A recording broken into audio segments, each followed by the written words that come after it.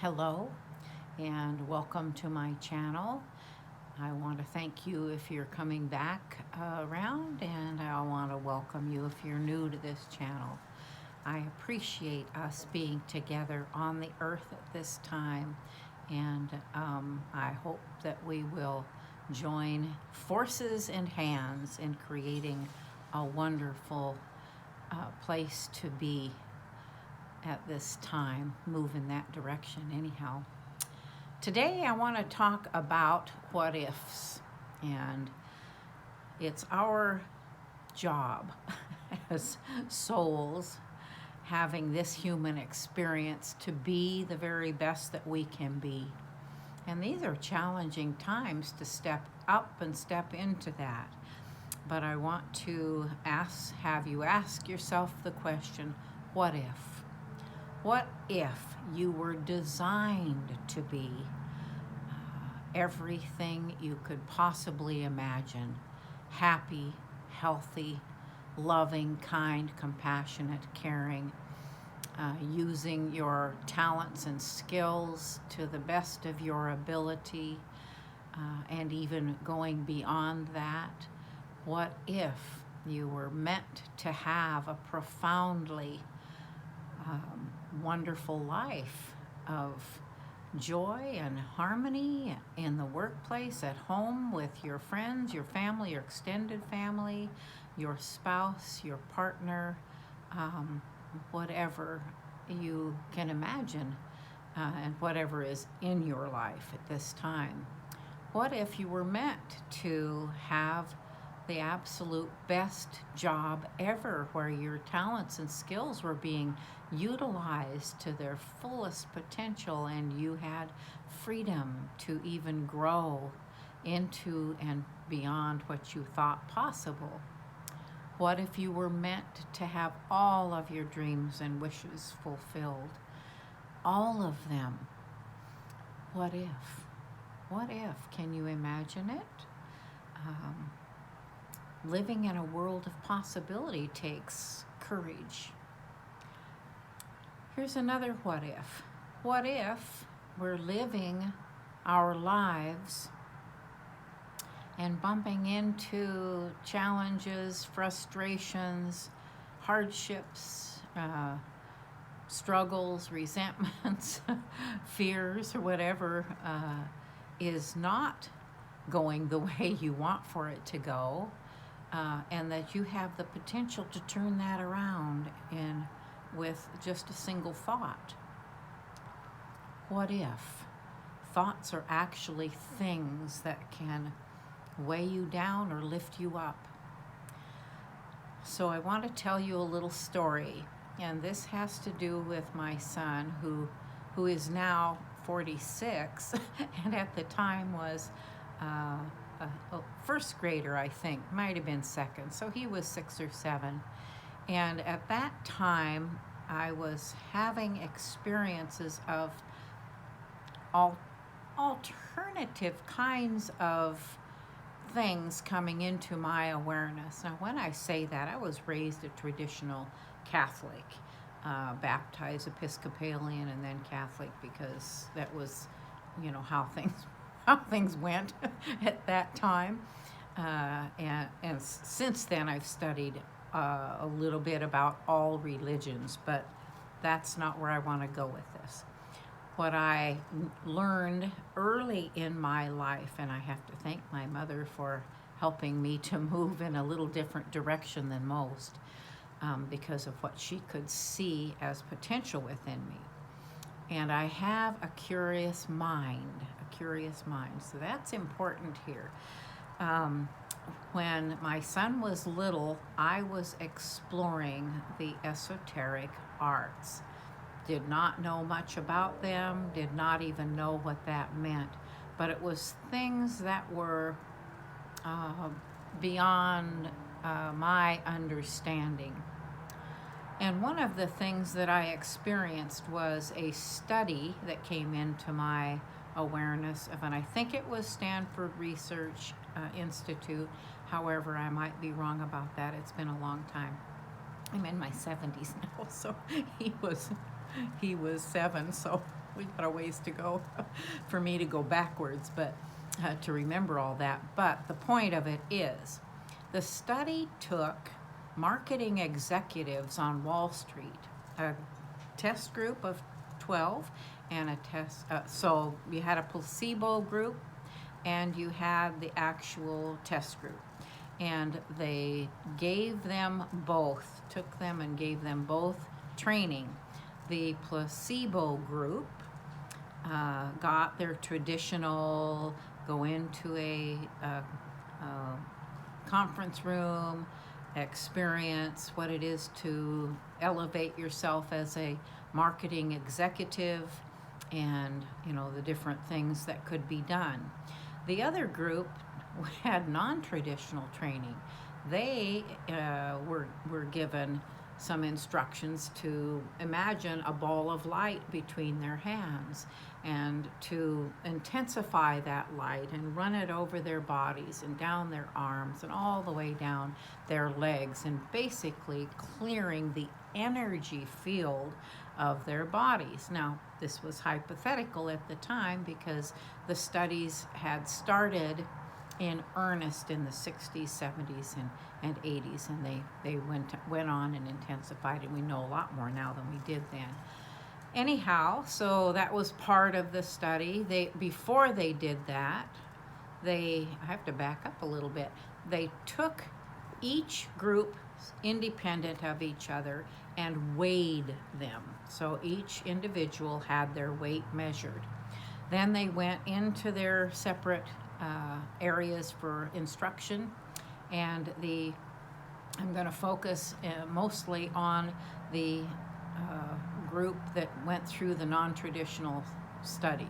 So the light cleared and cleansed their auric field or their energy field. They were given instructions and meditations. One of the instructions was to let go of all the burdens of the day, to set aside all expectations for their presentation, all of the things that they had to do during the day. Pick up the kids from school and take them to soccer practice. Don't forget to pick up the milk and a dozen eggs. Don't forget the dry cleaning. All of that sort of thing. They just were to let go of who their client was, how big or the potential of the account that they were going after was, all of those kinds of things to be set aside, basically to come into calm and quiet place of no expectations, just to letting that go. And then after that took place, each group after their 20 minutes, it was a couple of hours of training, then had their presentations recorded. And then after that, they went and were re-weighed, had their weight taken again. The placebo group remained fairly static. There was not more than a half a pound of weight that was lost. Theirs being the more traditional, focusing on their production and performance. The second group, who were asked to let go of the performance and their production and to simply focus on giving a really good introduction or presentation, is the word I'm looking for, and they were weighed, and the average weight loss after their presentations were recorded was 6, maybe 7 pounds of weight loss. Now that just fascinated me. I had heard, and this is an Edgar Cayce, I don't know if you're familiar with this mystic, who was a fabulous psychic in the last century. In the last century, we're in the 2000s. I'm sorry, time's flying by. I'm not caught up with it yet, apparently. Anyhow, Edgar Cayce said that thoughts are things. And what I've learned is that thoughts can either lift you up or weigh you down. So let me go on with my story so that you're finding out a little bit about me, aren't you? So when my son got home from school after I had seen this, I said, come here, I want to try something with you. And so we did an abbreviated version. Here's a first grader, second grader, and how much burden can a child carry was my question, right? I mean, is it possible that they could lose some weight with this? And how about me? You know, as an adult raising a child, I was a working woman on top of it, and you know, tending to a house and all of the different things that go along with working, marriage, and children. So we got on the scale, each of us, wrote that down, measured it out, and then we just went through this little visualization. And kids are amazing, creative beings. He just followed right along with this, imagining the light and clearing his energy field all the way down and out the toes, and sending that spent energy up to the sun for cleansing. And then we got on the scale. We didn't do anything more beyond that. Just the clearing. And that little guy lost 6 pounds. 6 pounds. I lost 7. I was amazed, and we repeated it the next day. I just could not believe that he could carry so many burdens or could be weighed down by all of that, the weight of thoughts, right? So that is the thing that led me to realize that thoughts are things, and they can lift you down or weigh you down or lift you up. It also is one of the key components of what led me to believe and to understand and to know. And of course, I know more now that 40 years have passed since that time, that I really dove into consciousness and awareness of who I am as a being and how I can promote a healthier way of living. So I mentioned in the last video that if you want to create a profoundly wonderful life for yourself, then it's not going to be in the repetition of what you've done day in and day out. If we want to promote and draw to us lives that are beyond our imagining, or even just a step in a better way, so that things become happier, more productive, more interesting, more joyful, utilizing your talents and skills, or tapping into areas of yourself that you didn't even know existed. If we want to do that, then we have to turn away from doing the same thing we've done day in and day out. We need to become more aware of what we're attracting to ourselves, because if thoughts are things, then I need to monitor what I'm thinking. And what did I think when that happened, right? What did I just draw to myself?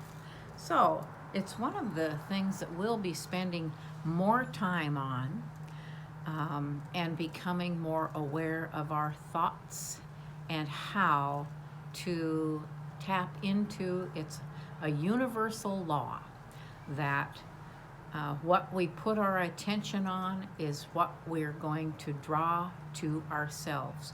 So if I'm thinking about what has gone wrong or what is wrong in my life, I'm just going to keep repeating that over and over again.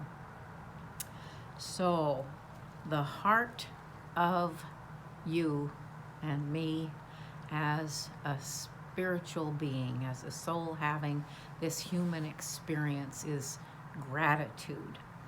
So what I want to do today is leave you with the thought, the notion, the love that I have for you being here with me at this time, and tell you how thankful I am, because the souls who have